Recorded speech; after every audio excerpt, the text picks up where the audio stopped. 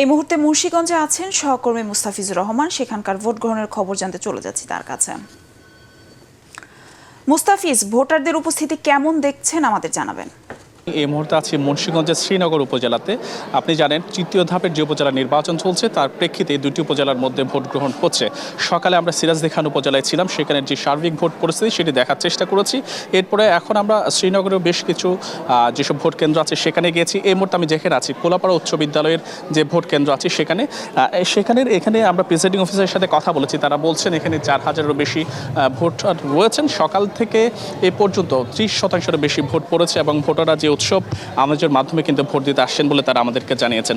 আমরা এর পাশাপাশি দুটি উপজেলায় আমরা দেখেছি এবং দেখে কথা বলার চেষ্টা করেছি এবং দেখেছি ভোটাররা আসছেন, ভোট দিচ্ছেন এবং এক ধরনের উৎসবমুখর আমেজ ছিল। এর পাশাপাশি এই দুটি উপজেলায় কিন্তু 5 লাখেরও বেশি ভোটার রয়েছে এবং যেটি বলা যায় শ্রীনগরে ছিল 2,55,000 ভোটার, আর আপনার সিরাজদিখানে ছিল 2,45,000 ভোটার। তো সব মিলিয়ে বলা যায় যে ভোট বা উৎসবমুখর ছিল। সকালের দিকে কিছুটা ভোটার উপস্থিতি কম থাকলেও কিন্তু বেলা গড়ার সাথে সাথে ভোটার উপস্থিতি অনেকাংশে বেড়ে গেছে।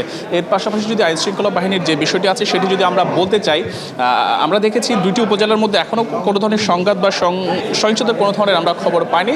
তবে যে পরিস্থিতি দেখেছি, বিভিন্ন বিজিবির সদস্যদের যে টহল তাদের জোরদার করেছে এবং প্রত্যেকটা কেন্দ্রের মধ্যে আইনশৃঙ্খলা বাহিনীর যেসব সদস্য আছে তারাও বেশ নিরাপত্তা জোরদার করার চেষ্টা করেছে। তবে সিরাজদিখান উপজেলার একটি বিষয় জানিয়ে রাখতে চাই, একজন প্রার্থী আসলে অভিযোগ করছিলেন এখানে স্থানীয় সাংসদ তিনি আসলে ভোটারদের প্রভাবিত করার চেষ্টা করছিলেন, যার প্রেক্ষিতে তিনি রিটার্নিং কর্মকর্তার কাছে একটি অভিযোগ দিয়েছেন। তার প্রেক্ষিতে আমরা অবশ্য যে যারা দায়িত্বরত আইনশৃঙ্খলা বাহিনীর সদস্য আছেন তাদের সাথে কথা বলেছি। তারা বলছেন আসলে এই ধরনের একটি অভিযোগ পেলেও আসলে তারা সে ধরনের কোনো প্রমাণ পাননি।